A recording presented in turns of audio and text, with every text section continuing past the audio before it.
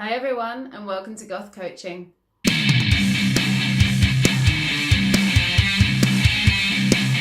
So for today's episode, I have got my snake out here. His name's Obsidian. I call him Sid. He's a super motley onx boa. I rescued him, I adopted him from a previous owner when he was about 2 years old. And that was a couple of years ago. And he's one of my friendliest snakes. And I often take him to events where people are really shy around snakes and they want to have interaction with one who is really calm, because he is so calm. Like, I can stroke him under his chin and he likes it. There we go.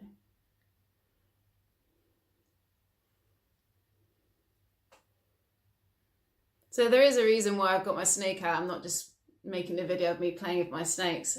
So what I want to talk today is about what snakes represented in ancient times, that they symbolized attaining higher wisdom and seeking knowledge. They're also associated with things like royalty, and you will see them upon the crowns of the pharaohs in ancient Egypt. The uraeus would be right here. There we go. Well, no. It would be with a cobra, and the uraeus was a symbol of Wadjet, and she was patroness of the Nile Delta, and that's where the cobra originates from in Egypt. The snake is a symbol of immortality and represented the cycles of creation and destruction. They were very much worshipped in ancient times, and they were seen to hold the keys of the afterlife, to know the secrets of life and rebirth and regeneration. Now that's because of the come back here.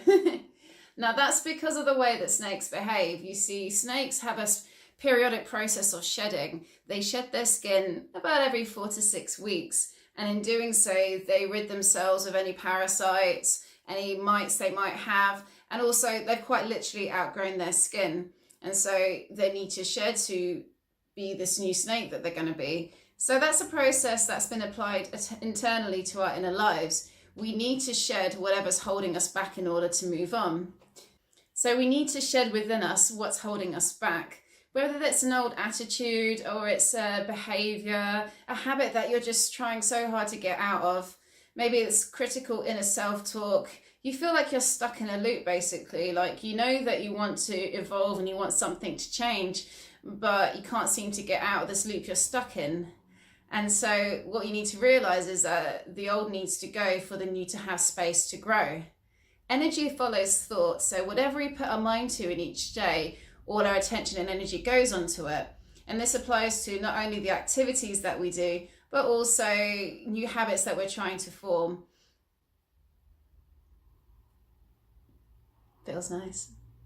We find that for most of us who are stuck in a cycle of addiction, it's like our willpower is trapped into just doing one thing, and that's seeking out the substance or the material thing that we're addicted to, whether that's smoking, sex, shopping addiction, whatever. And it can also be just the way we're self-relating. Perhaps like we want to, meet someone who is stronger and isn't going to use us, and then we find ourselves repeating the past and attracting people who we've been trying to avoid, and we're constantly stuck in the cycle. Like, why does the past keep repeating? I just want something new to happen. And like Einstein said, the definition of being crazy is by keep repeating the same thing over and over again and expecting different results. Some people would say this is crazy. It's not. Am I going insane? So why is it that people are so resistant to change? If just changing our behavior can bring us a lot of inner freedom and happiness, then why are we all doing this? Why are there such struggles to let go of the old? And ultimately it comes from a place of fear of what will happen when we're not doing the thing that brings us such comfort and familiarity. It could also be a physical, biological dependence in the case of smoking and taking drugs.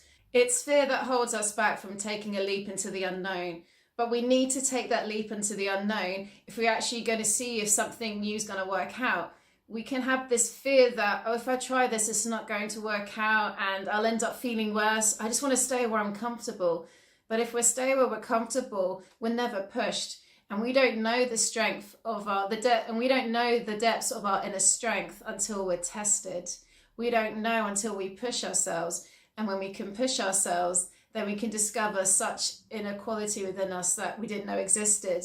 This inner power, this inner strength and resilience to life, that's only gained by pushing ourselves and putting ourselves in situations which would normally scare us. The thing about challenging fear is that it's such an empowering experience. When you do something that just triggers anxiety at the thought of doing it, and then you do it and you just feel great afterwards, like you've mastered the moment, and that really sets you out for the rest of the day. That just sets you up for such a good day with more confidence and a higher sense of self-esteem.